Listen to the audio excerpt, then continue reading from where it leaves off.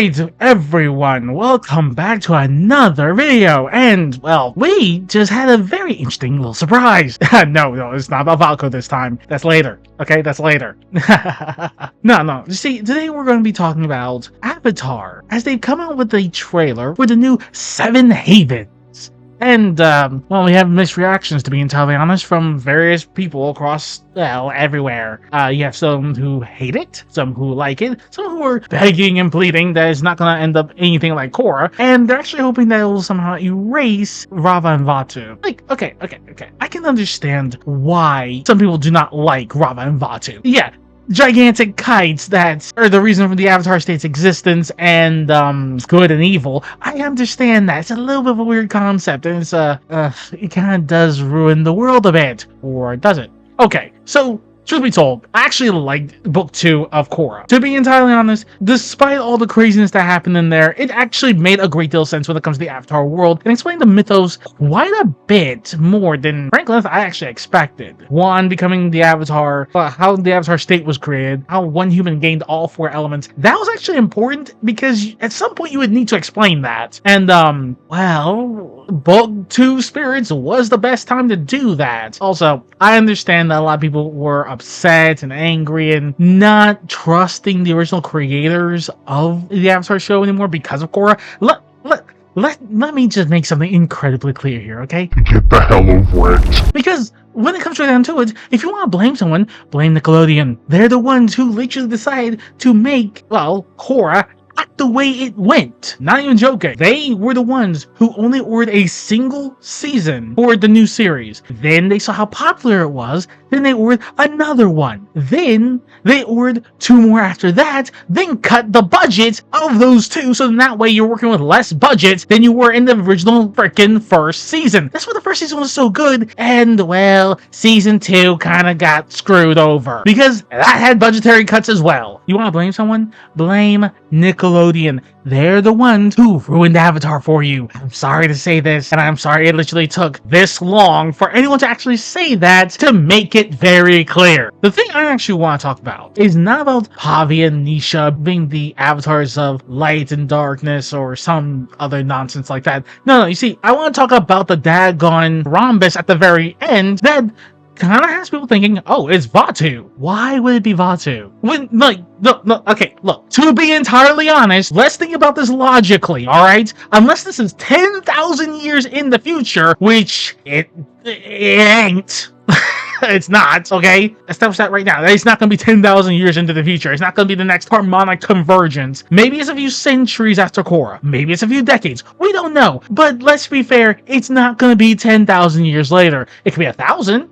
Maybe 2,000, not 10,000. Now, the reason why I'm saying this is because we know exactly where the hell Vaatu is. He is inside fucking Raava. He is literally locked up, coiled around inside of that silvery, bloody kite. That's where he is. That's where he has been since he was defeated in book 2. So why the hell are people thinking that this is going to be freaking Vaatu who's going to be the main enemy? No. That makes no sense. Now, what makes more sense is that this is another spirit. Either this is Father Glowworm 2.0, given the fact that, you know, Father Glowworm hasn't been seen since Yuna ate him. My gosh, that was still weird. But this could also be another spirit, and the reason why I'm bringing this up is because a lot of people seem to think that Raava and Vaatu are the spirits of good and evil. They're not. Raava is the spirit of order and light. Vaatu is the spirit of darkness and chaos. Here's the one key thing about that, though. That doesn't make them good or evil. I'm being serious. It really doesn't. It makes them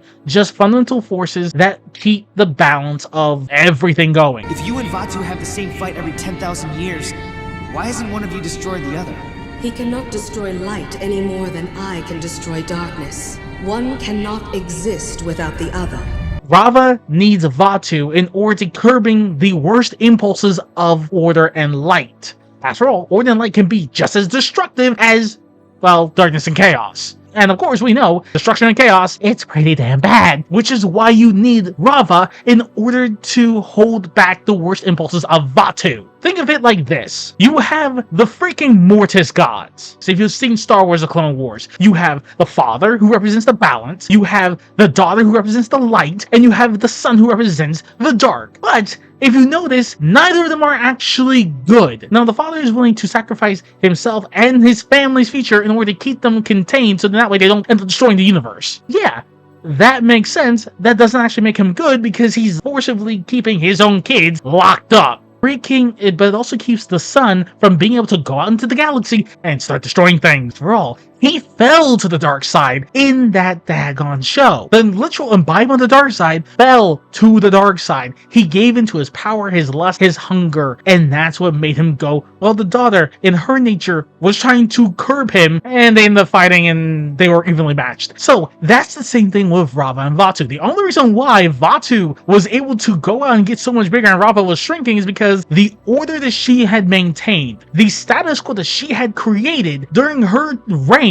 was ending, and Vaatu could go out and just cause so much chaos and so he could get stronger. So if that's the case, what the hell is this spirit that is coming out? It could be Father Glowworm 2.0. That'd be kind of cool. But I think it actually makes more sense that this is the true spirit of evil. Now, here's the thing. I understand it's like, why do you need a spirit of evil? It's the Avatar series. You don't need that. Are you sure about that? You see, when it comes to spirits, you have something like the Moon Spirit, the Ocean Spirit, Rava, Vaatu, Father Glowworm, frickin' Ko, the Face Stealer. You also have the Mother of Faces. You have so many spirits that each one represents some aspect of reality. Why wouldn't there be spirits of good and evil? And even if there were, if this is the spirit of evil, then truly, when it comes right down to it, it would be far more monstrous and far more powerful than Vaatu ever was, even at his height. Which could also make sense because he'd be able to do the one thing that he could never do with Rava. He could influence Rava. And the Avatar let us down.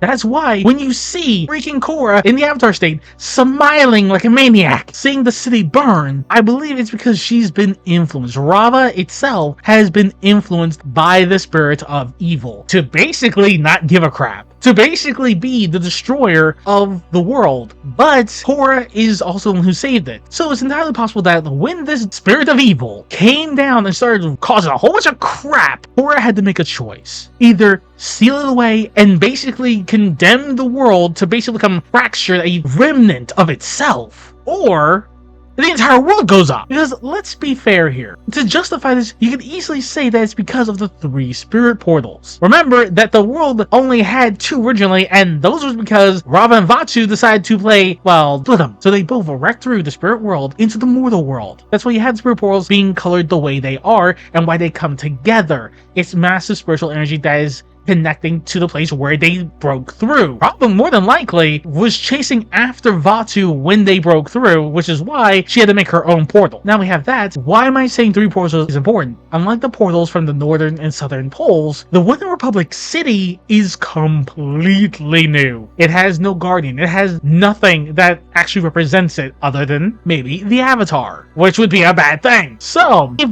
3 portals allowed for enough spiritual energy to infiltrate the world, to create these massive storms, what if it also allowed something far darker and far older to come through as well to threaten the entire world? Something like the spirit of evil. Of course, I can be entirely wrong. This is just a theory, but at the same time, it kind of makes sense as to why this entire situation would even happen. There has to be a greater threat that would have both Rava and Vaatu come back in new Avatar bodies to fight together in order to save the world. And there has to be something powerful enough to do this. And as far as I'm aware, to cause this type of storms, this spirit will have to be stronger than virtually everyone. That includes Father Glowworm. Unless, again, it's Father Glowworm.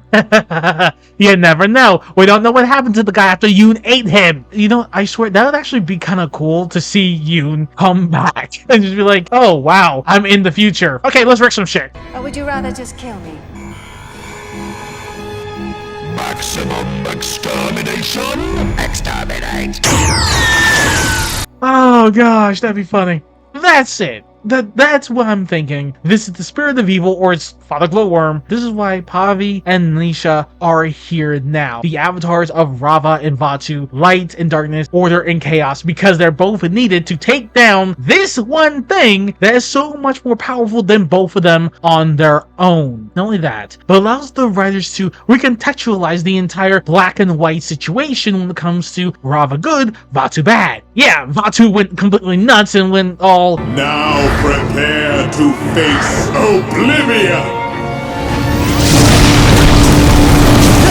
But hey, worst impulses. Everyone has them. Don't be surprised when you start going all cartoon villain with them, okay? It's not that strange. So, let me know what you think. I did want to hear your thoughts on this. Stay safe.